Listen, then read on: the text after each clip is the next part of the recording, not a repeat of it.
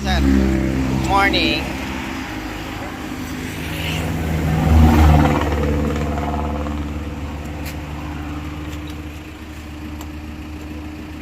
Mouse.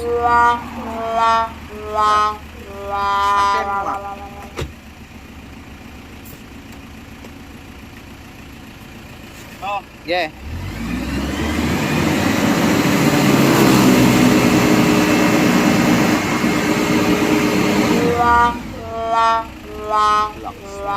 Salangan mo ng scanner.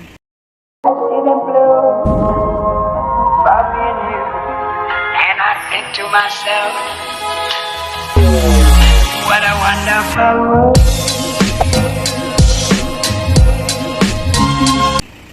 Patingin nga ako dyan.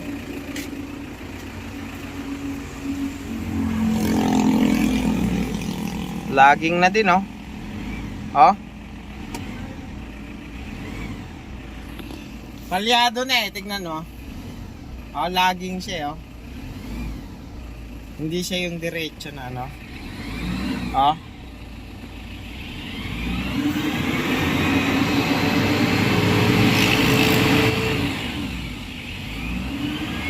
Ayaw mag-boost. Vibration. Amin na, scanner. Eliminate natin yan. Even yung, ano, yung leaking. Even yung leaking ng ano, ng fuel. Alas 3 yan, boss. Ha? Alas 3 na yung iba dyan. May tangan ka ba? Kaya nabaan namin.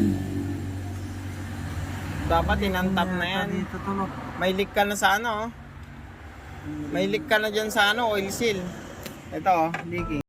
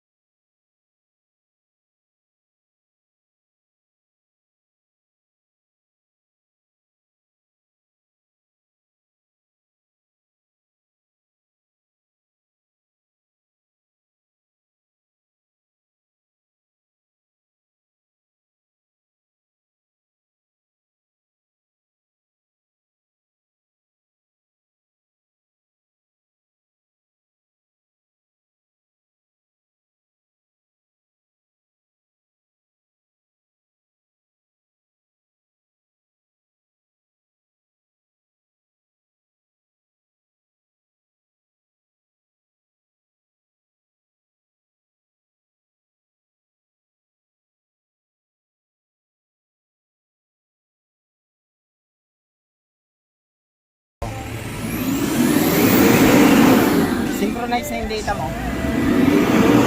Ito yung mga na-normalize natin. Yung manifold mo kanina 200 plus on idle. Sabi ko sa iyo 96 to 100. O ngayon pag RPM natin, nababasa niya na Binobomba niya na ng 175 kPa. That's equivalent to almost 20 plus PSI yung intake. So, nare-receive na ngayon ni ECM yung data.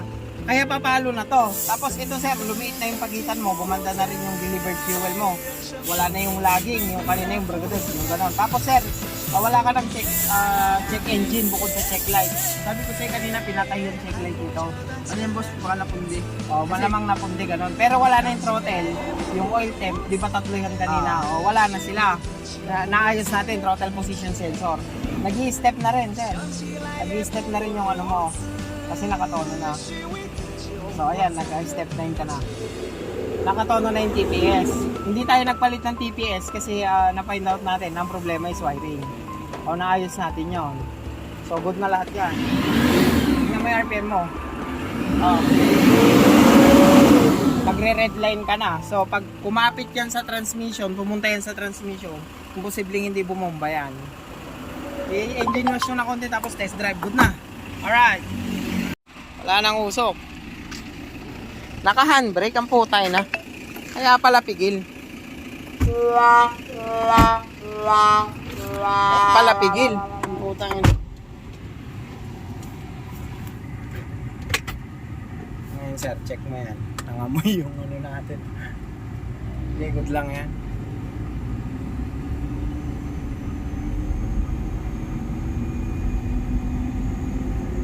Bilis umakyat ng speed mo. Hindi ka na yung bumabawan. Ayan oh, ang ganda na ng shifting niya oh. Flashing lang yan sir. Flashing lang yung sensitivity niya kanina siguro. Siyempre bagong RPM, mas malakas siya ngayon eh. Kaya naramdaman ko kanina, konting diin ko, medyo i-press ko siya na ganon. Bang! Nagre-react. Sensitive. Matitibay man ang transmission nitong mga to.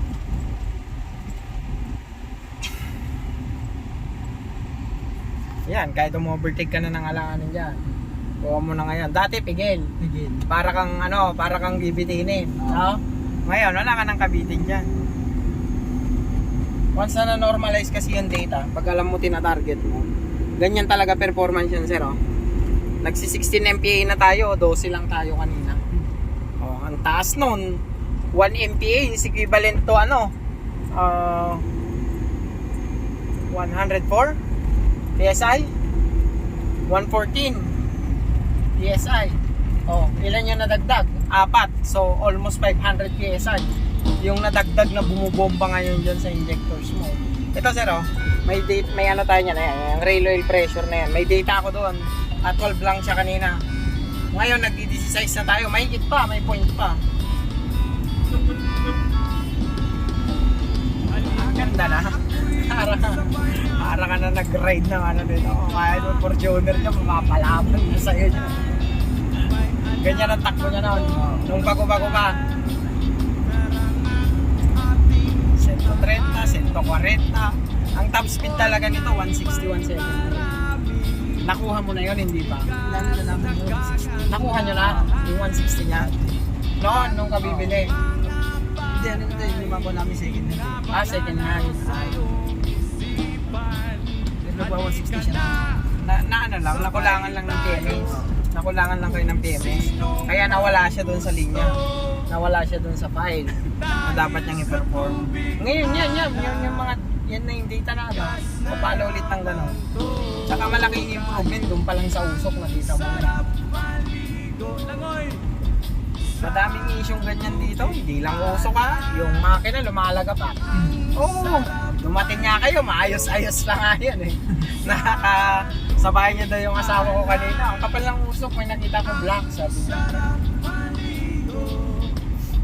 Pero ngayon, kahit anong diin mo, uusok man yan, pag binigla mo gano'n, yun. Saka ngayon, hindi mo sa cylinder. Oo, hindi ka na bumabaon. Saka mahal better mo. Dati wala eh. Walang sipol yung turbo, di ba? Ngayon, nagre-react na. Ayan na siya, nagwa 170 nga eh. Yung sa akin, oil pressure mo. So, good na sir ha. Kung masasabi mo sir, good na good. Wala nang problema yan. Alright, pantay. Synchronize ang data natin. Kanina wala kang ganyan data.